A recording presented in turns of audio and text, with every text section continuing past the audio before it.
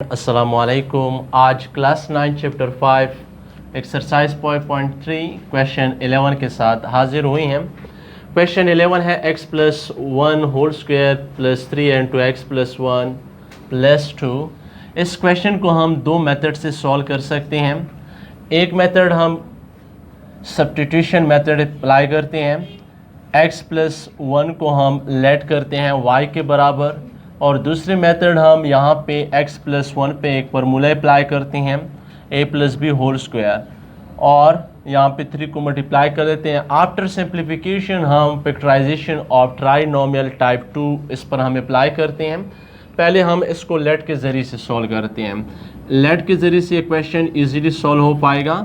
Late x plus y x plus 1 is equal to y. क्यों हमने y के बराबर लिया है? क्योंकि यहाँ पे हमें x प्लस 1 दो बार नज़र आता है। अब इसकी जगह पे हम लिख लेंगे y, तो यहाँ पे x प्लस 1 का स्क्वायर है, तो यहाँ पे हम लिख सकते हैं y स्क्वायर, क्योंकि x प्लस 1 की कीमत है y, x प्लस 1 की स्क्वायर है तो y का भी हम स्क्वायर ले सकते हैं। प्लस 3x प्लस वाई 1 किसके बराबर है? y के बराबर है, यहाँ पे हम 3y लिख लेंगे प्लस 2। अब इसको हमने फैक्टराइज करना है, वही ट्राइनोमियल टाइप 2 वाई स्क्वायर के कोफिशिएंट को कांस्टेंट के साथ मल्टीप्लाई करना है। इससे आता है 2 के दो ही फैक्टर है, 2 1s are 2, किसी और नंबर को हम नहीं ले सकते जिसके मल्टीप्लिकेशन से 2 ही आए, तो इस वजह से यहाँ पे हम 2 मल्टीप्लाई बाई 1 ही लेते हैं, और 2 प्लस 1 से आता है 3, 2 1s are 2, 2 प्लस 1 3, तो 2 और 1 को ही हम लेंगे, तो y square plus 2y plus 1y plus 2। अब हमारे साथ टोटल 4 टर्म बन गए, 2 पेयर हमारे साथ बन जाते हैं। इसमें हम क्या कॉमन ले सकते हैं? y जब हमने कॉमन लिया क्या रहेगा? y प्लस 2, यहाँ पे y प्लस 2 ही रहेगी। और यहाँ से हम क्या कॉमन ले सकते हैं? यहाँ पे जब हम देखते हैं इसमें कुछ कॉमन नज़र नहीं आ रहा, जिस भी पेयर में हम कॉमन हमें नज़र नहीं आता वहाँ पे हम 1 कॉमन ले सकते हैं, क्योंकि 1 जो है ये मल्टीप्लिकेटिव आइडेंटिटी है, हर नंबर के साथ 1 होता है, तो यहाँ पे हम सिर्फ 1 कॉमन लेंगे, तो y प्लस 2। जब आप 1 कॉमन लेते हैं तो 1 से इस टर्म पे कोई फ़र्क नहीं पड़ता, इस टर्म पे कोई असर नहीं पड़ता, ये इसी तरह रहेगा। अब जब हम देखते हैं तो ब्रैकेट वाले दोनों टर्म हमें सेम नज़र आते हैं, तो ये प्रोसेस ठीक है। y प्लस 2 दो टर्म है, इसमें से हमने y प्लस 2 को कॉमन लिया है, क्या रह गया इसमें? y plus 1। अब देखिए y की वैल्यू यहाँ पे हमने लेट की हुई थी x प्लस 1 के, यहाँ पे हम सिर्फ y को रिप्लेस कर लेंगे, बाकी यही है इसका आंसर होगा। Replace y is equal to x plus 1, तो ये हमारे साथ क्या रहेगा? x plus 1 plus 2 and 2 x plus 1 plus 1, y की जगह पे x प्लस 1, y की जगह पे x प्लस 1, और ये कांस्टेंट उसके साथ अपना, इससे क्या आएगा? x प्लस 1 प्लस 2 से आता है 3 एंड 2, x प्लस 1 प्लस 1 से आता है 2, यही है इसका आंसर है। क्वेश्चन नंबर 12 है 4x power 8 y power 10 minus 40x power 5 y power 7 plus 84x square y power 4। Factorisation में से पहले कई बार बता चुका हूँ कि फर्स्ट फोकस आपकी कॉमन पे रहेगी, यहाँ पे हम क्या कुछ कॉमन ले सकते हैं। अब यहाँ पे जब हम पहले कांस्टेंट पे फोकस करते हैं, कांस्टेंट में हम 4 40 और 84, ये तीनों जो वैल्यू है ये 4 के टेबल में आते हैं, तो यहाँ पे हम 4 ही कॉमन लेते हैं। और दूसरा x पावर 8 x पावर 5 और x स्क्वायर, इसमें हमने स्मॉलेस्ट नंबर को देखना है। स्मॉलेस्ट नंबर यहाँ पे कौन सा है? x स्क्वायर है, तो इसलिए हम x स्क्वायर ही कॉमन लेते हैं। y power 10 y power 7 y power 4, इन तीनों में y की पावर के लिहाज से कौन सा नंबर छोटा है? y पावर 4, तो यहाँ पे हम y पावर 4 को ही कॉमन लेते हैं। अब जब हम कॉमन लेते हैं, अक्सरियत बच्चे अंदर वाले एक्सप्रेशन में मिस्टेक कर जाते हैं कि हमने अंदर क्या लिखना है। देखिए कांस्टेंट के लिए तो आपने ये करना है कि पोर को किस नंबर के साथ मल्टीप्लाई कर लें कि उससे यही टर्म आए, तो वो 1 ही है, पोर 1 आर 4, तो यहाँ पे 1 लिखने की ज़रूरत नहीं है। और इस वेरिएबल के लिए आपने क्या करना है, पावर के लिहाज से यहाँ पे ये पावर इसकी पावर से माइनस करें, 8 से 2 गया तो 6, यहाँ पे हम इसलिए x पावर 6 ही लिखते हैं। y पावर 4 इससे हमने कॉमन लिया तो 10 से 4 गया, y पावर 6 ही रह जाती हैं। अब 40 से हमने 4 कॉमन लिया, 4 10 40 आता है, इसलिए यहाँ पे हम 10 ही लिखते हैं। x पावर 5 से x पावर 2 गया है तो 5 से 2 जाते हैं तो x पावर क्या रह जाती है 3, y पावर 4 y पावर 7 से गया तो y पावर 3, 7 से 4 जाते हैं 3 आता है, प्लस अपना 4 किस नंबर के साथ मल्टीप्लाई करी, 4 आता है 21 के साथ, और एक्स स्क्वायर हमने कॉमन लिया है, y पावर 4 भी हमने कॉमन लिया है, तो इसको हमने नहीं लिखना है। अब हमने ब्रैकेट वाले एक्सप्रेशन पे फैक्टराइजेशन ऑफ ट्राइनोमियल टाइप 2 को अप्लाई करना है। अब हम क्या करेंगे, इसके फर्स्ट कोफिशिएंट को कांस्टेंट के साथ मल्टीप्लाई कर लेंगे। जब हम कोफिशिएंट को कांस्टेंट के साथ मल्टीप्लाई करते हैं उससे आता है 21। अब हमने 2 डिजिट ऐसे ढूंढने हैं कि जिसके मल्टीप्लिकेशन से 21 आए और उन्हीं की एडिशन से 10 ही आए। अब अगर हम इसका सोचते हैं तो 21, ये हमारे साथ 3 के टेबल, 3 7 21, 3 और 7 से 21 और 3 7 से 10 ही आता है। अब यहाँ पे हम क्या लिखेंगे, 3 7 21, लेकिन 3 + 7 अगर हम करते हैं इससे +10 आता है और हमें चाहिए क्या, -10, तो इस वजह से यहाँ पे भी हम माइनस लगाते हैं, यहाँ पे भी माइनस, यहाँ पे भी आप माइनस, यहाँ पे minus minus plus, 3 7 again positive 21, -3 और -7 से +10 नहीं -10 अब आता है, तो -10 आता है और +21 आता है, तो यही हमने 2 डिजिट इस्तेमाल करने, -10 की जगह पे -3 और -7 को ही इस्तेमाल करना।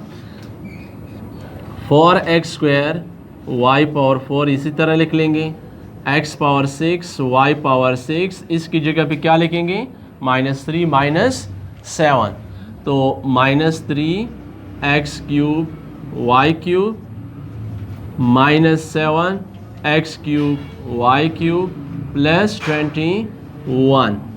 अब हमारे साथ ब्रैकेट के अंदर 4 टर्म बन गए, इससे हमने 2 पेयर बनाने हैं, 4x power 2 y power 4 x power 6। अब हमने पेयर बनाने हैं, इस पेयर और इस पेयर से हमने कुछ कॉमन लेना है। अब इस पेयर को जब हम देखते हैं इसमें हम कांस्टेंट कॉमन नहीं ले सकते हैं, लेकिन x power 6 y power 6 x power 3 y power 3, इसमें स्मॉलेस्ट नंबर हमें x पावर 3 नज़र आता है और y पावर 3, तो x पावर 3 y पावर 3 हम यहाँ से कॉमन लेंगे। जब यहाँ से हमने x power 3 y power 3 common लिए, 6 से 3 3 जाते हैं तो 3 ही रह जाती है, x पावर 3 y पावर 3 ही रह जाएगी। जब आप इसको दोबारा मल्टीप्लाई करेंगे तो इसके बेस सेम होते हैं तो पावर ऐड हो जाते हैं, 3 + 3 से अगेन 6 ही आता है, -3 ही रह जाएगी क्योंकि x पावर 3 y पावर 3 हमने कॉमन लिया हुआ है।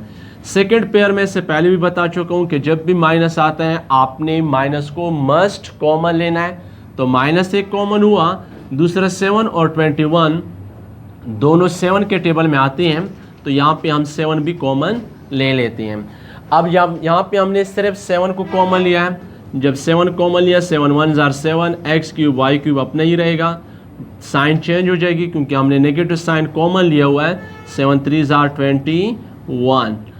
अब जब हम देखते हैं तो दोनों ब्रैकेट वाले टर्म सेम आती हैं, तो इस वजह से ये प्रोसेस ठीक जा रहा है। तो 4x² y पावर 4, अब इसमें हमने कॉमन लेना है, x³ y³ -3 को हमने कॉमन लिया, x³ y³ -3, और इन दो को जब हमने कॉमन लिया क्या कुछ रह जाएगी, x³ y³ -7, और यही इस क्वेश्चन का आंसर है। नंबर 13 है, find an expression for the parameter of a rectangle whose area given by x² + 24x - 81। इस क्वेश्चन में हमसे डिमांड की जा रही है कि आप एक्सप्रेशन फाइंड करें किस चीज़ के लिए, पैरामीटर के लिए। पैरामीटर किस चीज़ का है? Parameter of a rectangle with area given by x square plus 24x minus 81। अब आपने यहाँ पे ये सोचना है कि बात किस चीज़ की हो रही है? रेक्टेंगल की हो रही है। एक तो आपको एरिया गिवन है, एरिया गिवन बाय, तो यहाँ पे हम लिख लेंगे area of rectangle. Area of rectangle हमारे साथ किस चीज़ के बराबर है? X square plus 24x minus 81। अब आपने फाइंड करना है, find the expression for the parameter of a rectangle. आपसे एक्सप्रेशन किस चीज़ की मांगी जा रही है? पैरामीटर के लिए। पैरामीटर के लिए आपने एक्सप्रेशन को फाइंड करना, इट मींस के पैरामीटर ऑफ रेक्टेंगल आपने फाइंड करना है। तो पैरामीटर ऑफ रेक्टेंगल आप फाइंड करेंगे। पैरामीटर ऑफ रेक्टेंगल, रेक्टेंगल का जो हम पैरामीटर फाइंड करेंगे वो एक्सप्रेशन की सूरत में होगा, वो हम फाइंड आउट करेंगे। अब यहाँ पे आपने थोड़ा सा जहन से काम लेना है। पैरामीटर के लिए किस चीज़ की ज़रूरत रहती है? आपको पैरामीटर ऑफ रेक्टेंगल का फार्मूला आना चाहिए। पैरामीटर ऑफ रेक्टेंगल का क्या फार्मूला है? 2n2 लेंथ प्लस विड्थ या breadth. 2n2 length plus width. जब यहाँ पे हम देखते हैं, यहाँ पे हमें एरिया ही गिवन है, लेंथ और विड्थ हमें नहीं दिए गए हैं। अब हमने क्या करना है? एरिया ऑफ रेक्टेंगल का फार्मूला जहन में लाना है। एरिया ऑफ रेक्टेंगल का क्या फार्मूला है? लेंथ मल्टीप्लाई बाय विड्थ या लेंथ मल्टीप्लाई बाय ब्रेथ। तो अब आप इस एरिया से लेंथ और ब्रेथ दोनों को ही निकालना है। इसकी मदद से आप लेंथ और ब्रेथ को निकाल लेंगे और उसी को फिर आपने पुट करना है पैरामीटर ऑफ रेक्टेंगल के फार्मूले में। तो उसी से आप expression of parameter find out कर सकते हैं। तो इससे हम लेंथ और ब्रेथ कैसे निकालेंगे? अब इससे पहले हमने जो मेथड पढ़ी हुई है वो है फैक्टराइजेशन ऑफ ट्राइनोमियल टाइप 2। अब इस पर हमने वही रूल अप्लाई करना है। इससे हमारे साथ दो एक्सप्रेशन प्रोडक्ट फॉर्म में आ जाएंगे, दो टर्म बन जाएंगे इसके, दो एक्सप्रेशन। जब दो एक्सप्रेशन प्रोडक्ट फॉर्म में बन जाएंगे, अब आपने उसमें से लेंथ किसको लेना है और ब्रेथ किसको लेना है? आप जानते ही हैं कि लेंथ बड़ी होती है ब्रेथ से, तो इसलिए हम बड़े वाले एक्सप्रेशन को लेंथ ही कहेंगे और छोटे वाले एक्सप्रेशन को ब्रेथ कहेंगे। तो हम यहाँ पे इस्तेमाल करेंगे this implies area of rectangle is equal to, अब इस पे अप्लाई करें 81 आर 81 माइनस 81 आता है। अब कौन से दो डिजिट हैं जिसके मल्टीप्लिकेशन से 81 माइनस 81 आए और उन्हीं की एडिशन से 24 ही आए? तो कौन से दो डिजिट हैं? इसके लिए आप जब सोचते हैं थोड़ा सा मुश्किल रहेगा आपके लिए, तो आप आसान अल्फाज में ये HCF बाय फैक्टराइजेशन मेथड करें, इससे इजीली निकल जाएगी। अब आपने इसको किससे करना है? HCF by factorisation method. Factorisation method यहाँ पे आप प्राइम फैक्टर आपने निकालने हैं। यहाँ पे HCF बाय प्राइम फैक्टर, तो यहाँ पे हम 3 से स्टार्ट लेंगे क्योंकि 2 से ये नहीं होता। 3 2s are 6, 8 से 6 जाते हैं, 2 ही रह जाती हैं और 2 को अगर हम 1 के साथ लगाते हैं तो 21 आता है। 3 7s are 21। या अगर आप इससे कंफ्यूज होती हैं तो आप 3 को किस नंबर के साथ मल्टीप्लाई करें कि उससे 27 आता है। Test of divisibility class 5th और 6th में आप लोग पढ़ चुके हैं। 8 + 1 81 में दो डिजिट है, दोनों को ऐड करें उससे 9 आता है और 9 3 के टेबल में आती है, इसलिए ये 3 पे डिविजिबल है। अब देखिए 3 27s are 81 आता है, 3 27s are 81 आता है। 3 और 7 को अगर हम प्लस माइनस करें उससे 24 भी बन सकता है। तो यहाँ पे इसलिए हम 27 मल्टीप्लाई बाई 3 ही करते हैं, लेकिन हमें चाहिए -81 और इसकी मल्टीप्लिकेशन से तो पॉजिटिव आता है। अब हमने क्या करना है? किसी एक के साथ हमने नेगेटिव साइन लगाना है। अब किसके साथ हम नेगेटिव साइन लगाएंगे? इसके साथ। अब छोटे के साथ हमने क्यों लगाया, क्योंकि यहाँ पे पॉजिटिव हमें चाहिए। अगर हम 27 से -3 को माइनस करते हैं प्लस 24 आता है, तो 24 की जगह पे -3 और 27 को ही हमने लगाना है। तो यहाँ पे हम लिख लेंगे इसको x² + 27 x - 3x - 81। अब हमारे साथ 4 टर्म बन गए, इसमें से हमने पेयर बनाना है, 2 पेयर बन गए। इससे हम क्या कॉमन ले सकते हैं, x + 27 -3 कॉमन लेंगे, x साइन चेंज हो जाएगी प्लस 27। यहाँ पे हमने किया है 3 27 81 आता है।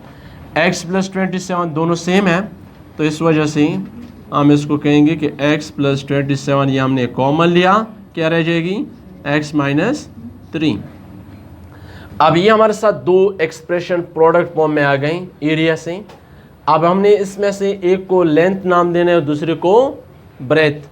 अब लेंथ हम किसको नाम देंगे, जो बड़ा हो, क्योंकि लेंथ बड़ी होती है। लेट लेंथ ऑफ रेक्टेंगल ये किसके बराबर है, x + 27, और वेड्थ हमारे साथ किसके बराबर है, एंड ब्रेथ ऑफ रेक्टेंगल ये हमने इक्वल लिया है x - 3 के। अब हमने क्या करना है, लेंथ ऑफ रेक्टेंगल ये हमने x + 27 लिया और ब्रेथ हमने x - 3 लिया है। अब हमने इसको पुट करना है पैरामीटर में, क्योंकि हम पैरामीटर के लिए ही काम कर रहे हैं। तो पैरामीटर के लिए जब हम काम कर रहे हैं तो पैरामीटर का फार्मूला में आना चाहिए। तो हम क्या लिख लेंगे, वी नो